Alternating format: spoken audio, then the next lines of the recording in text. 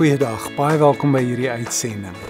Dawid praat met homself en hy sê, wat buig jy jou neer, o my siel? En wat is jy onrustig in my? Hoop op God, want ek sal hom nog loof, die verlossing van my aangesig en my God. Dawid het agtergekom wat binne in hom gebeur. Hy leef nie net met waarneming van sy eksterne wêreld en gebeure nie. En hy reageer nie net op dit wat buitekant gebeur nie. En hy gaan na binne toe, hy gaan na 'n innerlike reis toe. Hy ignoreer nie sy gevoelens nie. Dis 'n manier waarop baie van ons groot gemaak word.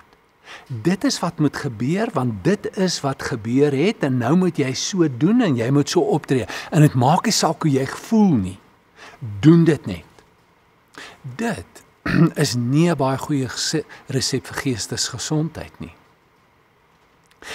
Dit is belangrik om die realiteite van die innerlike wêreld te erken. Hulle is boodskappers. En dit gaan ook om iets te verstaan van hoe jou innerlike wêreld werk en wat daar gebeur. Hy kom agter dat dit wat gebeur aan die buitekant op so 'n manier geïnterpreteer word, dat dit hom te neergedruk maak, dat dit die lewe vir hom donker maak vir die toekoms.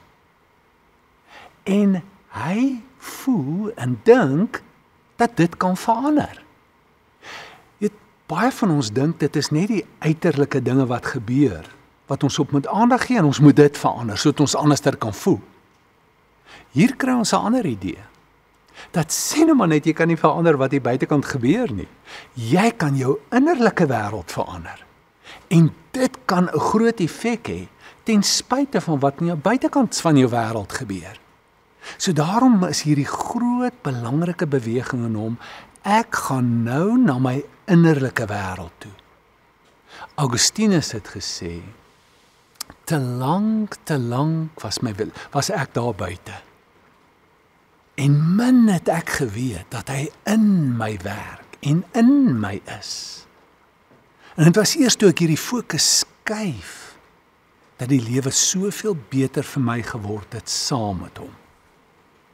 So hy gaan na binnekant toe, en hy sê vir sy siel, hoekom is jy so?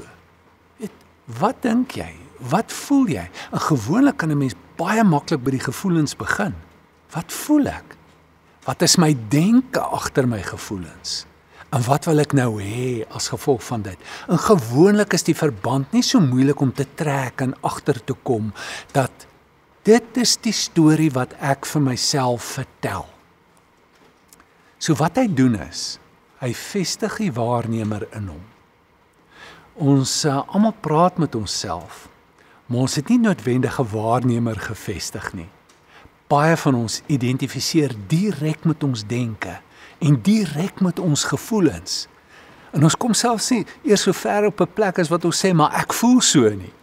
Dit is net hoe dit is. Maar hy bring 'n distansie en hy sê, siel, hier is ek.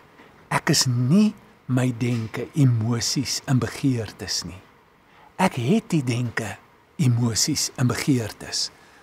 En dit was die groot ou mystikus, Johannes van die Kruis, wat gesê het, maar dit gaan verby. En hy die Spaanse nada gebruik, wat, dis nie dit nie, dis niks. So wanneer ek kyk, dan kan ek sê, maar dit gaan verbygaan.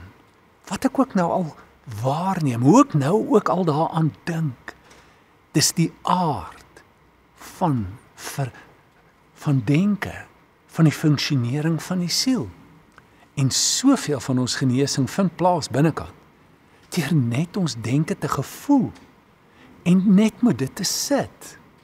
Dit gaan verby. 'n Vriend van my, hy's 'n dominee, hy het by Stellenbosch 'n kursus gedoen in mindfulness. Het hom 'n hele paar R1000 gekos, en ek vra toe vir hom, wat is jou groot wegneem uit hierdie 2 jaar kursus uit? En hy sê vir my, die groot wegneem is dat ek het agtergekom wat dink ek. Ek het agtergekom wat die aard van my denke is. Ek is heeltyd besig om te werk in my kop. In die toekoms in te gaan, preke uit te werk, aanbiedinge uit te werk, alles wat ek moet doen, is dit waarmee ek heeltyd besig is. En ek sê, so? Hy sê, weet jy hoe groot is dit? Dis my ware noord. Dis soos 'n kompas. Dis my noord. Dit is die heeltyd waar my naaltjie opeindig. Dis die heeltyd waar jy my gedagtes uiteindelik opeindig. Dis hoekom ek altyd oorweldig voel deur die werk. Ek voel altyd daar's soveel goed om te doen. Ek kom nie by alles uit nie. Ek besef wat my en ek sê jy het hoeveel betaal daarvoor? Maar dis meer as net weet.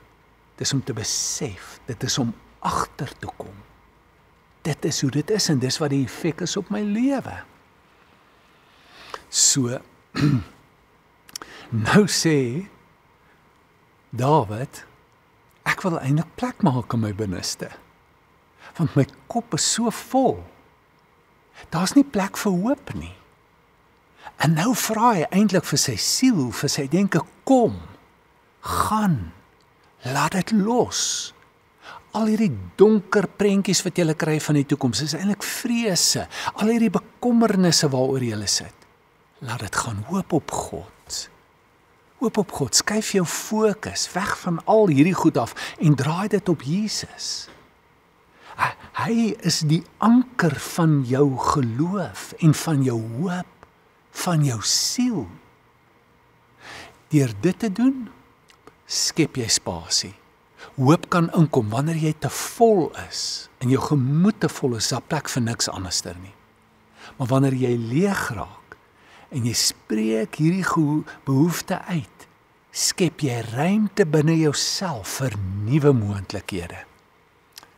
Laat gaan en dit open die deur vir hoop om binne te kan kom. Kom ons bid saam. Vader, ons dankie vir die woord wat U vir ons gee. En dankie dat ons ten spyte van groot bekommernisse, groot neerslagtigheid, na U toe kan draai. Dankie dat ons met onsself kan praat en sê, maar hoop op God, man. Want ons kan, want U is altyd daar. En U hoop beskaam nooit nie. Ons dankie dat U ons kan vul met hoop in Jesus se naam. Amen.